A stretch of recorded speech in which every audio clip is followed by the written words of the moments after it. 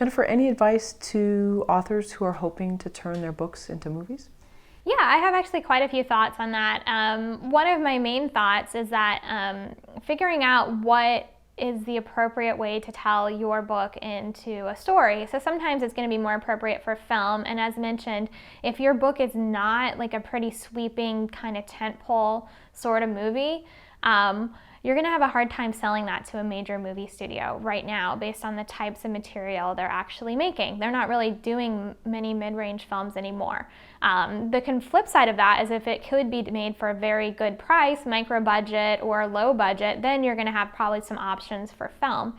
But I think TV is really worth considering now and how it would slot in. In terms of how to position it for that, again, getting a good film TV agent to represent the rights is really important. And like I said, I think having a vision for what it's going to be. Is it like Star Wars? Is it like, something that's on TV? Stranger Things was a huge hit on Netflix. Is it something like that? Like, what is the way that you position the material could help with finding the right audience for it and figuring out what it looks like. It's kind of the same as pitching it to a publishing house. Like, what is your book like? What kind of film will it make? So you have your literary agent, Yes. but then you're also looking Yes. for a film and television representative? Yes, so that's a whole process. So I actually think I have 4 agents actually that represent me right now, and so they did all come through my book agent. So if you have a book agent, they should be able to help you, especially if you have interest, which in my case I did. I had interest from producers, so they should be able to help set you up with a film and TV agent. And so I am at ICM with Josie Friedman, who's amazing and who I had done deals with and seen her represent. ICM has one of the best book departments in the business. They represent a lot of huge authors, so I'm thrilled to be with her and to be represented by them. And so she handles all the film TV aspect because it's all highly specialized. My book agent, again, that's specialized to what she does. And then the other agents I work with are Curtis Brown, who represent my UK rights and my foreign translation rights. So we've actually sold China, Russia, I believe.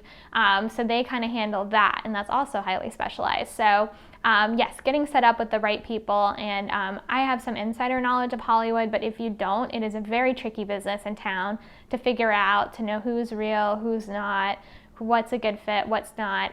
So you really do need a good representative, and I believe that strongly. Another option would be an entertainment attorney who can often help do deals and advise you. One entertainment attorney versus several agents could suffice? Well, the agents all do different things. So an entertainment attorney would be in place of having a film or TV agent or manager. You basically need someone who can help you do the deals and, represent the material and potentially even take it out on submission or take it to the right people because it's like the gatekeeper that gets you in the door. Hollywood, you're going to have a really tough time getting much done if you don't have someone that's an insider who knows the world because it's a highly specialized business. Mm-hmm. So even if you have a great attorney that's, say, been with your family for years, but they have no connections inside, then probably... Yeah, someone like that might be able to review a contract for you, but again, what goes in these deals is specific, so it's a specialized area of law. So if they don't really know what is the industry standards and what are the norms, it might be hard for them. They could probably advise you on, basic contract stuff, but yeah, I think it's really important to have someone that they do these kind of deals and they understand them. And I always advise everyone, please have representation before you sign anything, and that could be an attorney, it could be the Authors Guild, but somebody needs to look at your contracts because you can get into a lot of trouble if you sign, a bad deal. And a lot of creative people do sometimes get taken advantage of or do sometimes sign deals that aren't in their best interest, and that doesn't just apply to writers, it applies all across the business. So I'm a big believer in having good people on your team that can advise you. The nice thing about agents is that they take a percentage, so you're not paying them right off the bat. So they're working I don't want to say it's for free, but it's like you're not paying anyone. Everyone gets paid at the same time. And a good representative should earn their percentage because they should get you a better deal. An attorney, you're usually going to be paying them more hourly, so you might be going out of pocket.